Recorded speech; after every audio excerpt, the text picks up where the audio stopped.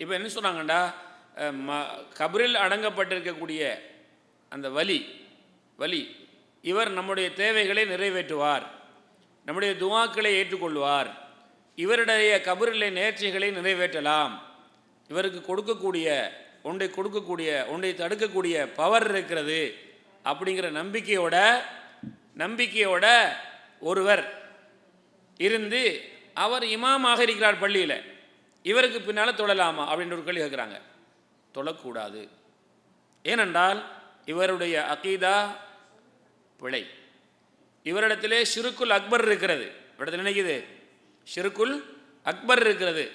இவருக்கு பின்னால் தொழக்கூடாது என்றால் இவர் ஷிருக்குல் அக்பரை செய்யக்கூடியவர், பெரிய இணை வைத்தியலை செய்யக்கூடியவர்.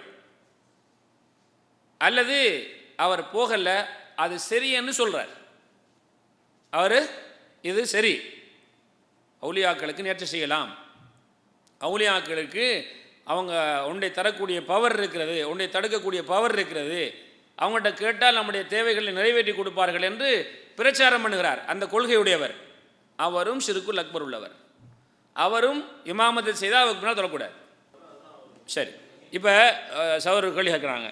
இது மாதிரி பலர் இருப்பீங்க, உங்கள் வீட்டுக்கு பக்கத்தில் அல்லது உங்களோட மஹல்லா, அந்த மஹல்லாவில் தர்கா இருக்கிறது, அந்த மஹல்லாவுடைய இமாம் இந்த நம்பிக்கை உள்ளவர். இப்போ இவருடைய இந்த நிலை என்னன்னு சொல்லி நாங்கள் பொதுவாக ஜமாத் தொழுகையுடைய முக்கியத்துவத்தை அறிந்திருக்கிறோம். இதே காரணம் காட்டி ஜமாத்தையும் நம்ம விட்டு விடக்கூடாது. ஒரு தியாகம் பண்ணுங்க. ஏன்னா மார்க்கத்தை பின்பற்றும் போது இடத்துக்கிடம், உதாரணமாக நம்ம எங்கேயும் என்ன செய்கிறோம், தொழுவத்துக்கு பாங்க சொன்ன உடனே எந்த பள்ளிக்கும் போயிடுவோம். இது நமது ஊர்களில் இது இல்லை. இது மாதிரி பல விஷயங்கள் இருக்கிறது. இலகுவாக ஒரு இடத்துல செய்ய வேண்டிய விஷயத்தை இன்னொரு இடத்துல சிரமப்பட்டு செய்ய வேண்டி வரும். அந்தந்த சிரமத்துக்கு ஏற்றவாறு நன்மை உங்களுக்கு அதிகமாக இருக்குது. ஆகவே வேறொரு பள்ளிக்கு போய் என்ன செய்யுங்க, ஜமாத்தில் தொழுக நீங்கள் முயற்சிங்க இன்ஷா அல்லாஹ்.